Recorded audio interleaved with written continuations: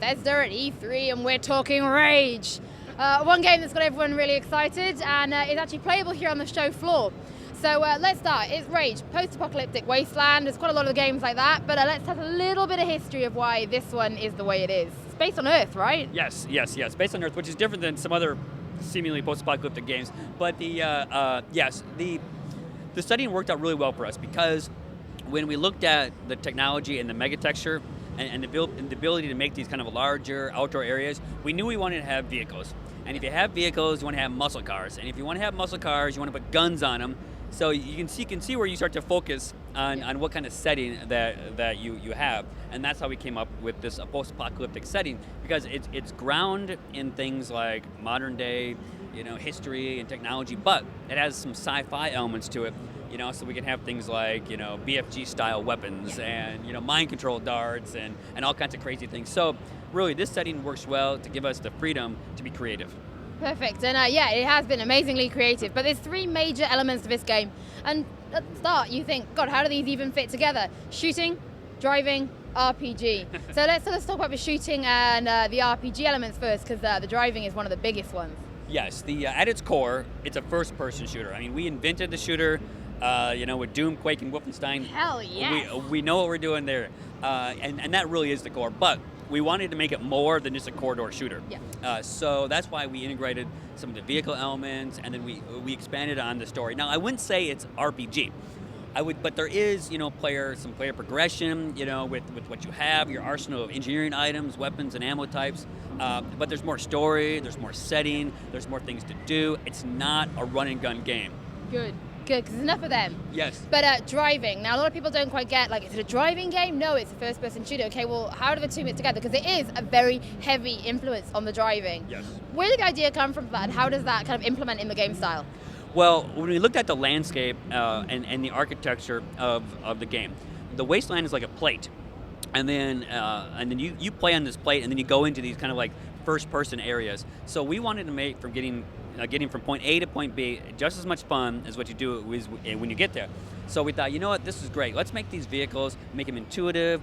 We'll make them arcadey and fun. Make them a little over the top. For instance, when you go off a jump, you can actually air control your car, which isn't realistic, but it's way more fun. Yeah. Because it's and we can do stuff like that. And then the racing elements, we only actually require you to race in 2 races in the whole game, but there's like over 25 that you can compete in. So a lot of player choice, a lot of extra things to do.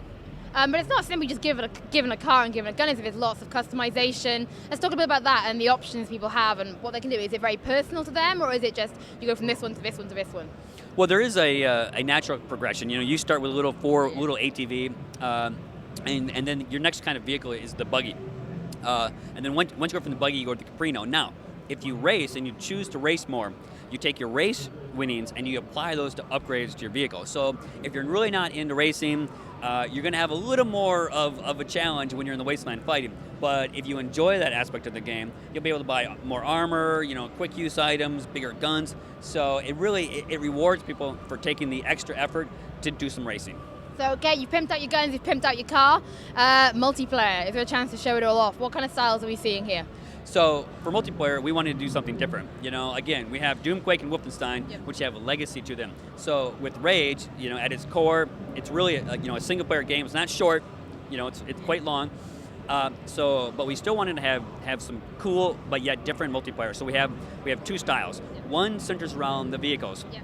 We call it Road Rage. We have a few game modes. The most popular mode is a rally mode where you race to rally points while you engage your buddies in combat. Then we have a co-op offering, which extends the fiction of the single-player experience. We call that Legends of the Wasteland. So, for instance, you may play Mutant Bash TV in the single-player game.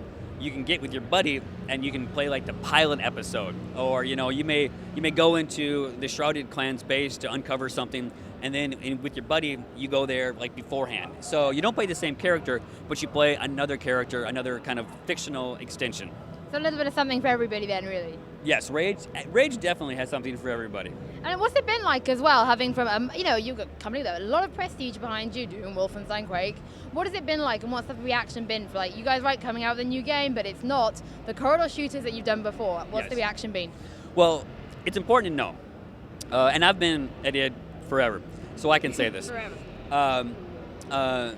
Rage is definitely an id Software game, but it's definitely not an id Software game. So, we've really, broken apart all the other misconceptions, and we're really focusing on something different. If you have games like Doom, Quake, and Wolfenstein, and you're going to make something new, it's better be new. And that's what we have with Rage. Perfect, thank you very much. One final thing, tell the community when they can get their hands on this game. When is it released? It's released this fall. It'll be available for the PC, 360, and the PS3. And the PS3. Yes, it's hard to remember all three of them all the time. It is day 3 here at E3, and everyone's kind of like... But anyway, thank you so much for watching Destructoid, and keep watching the front page.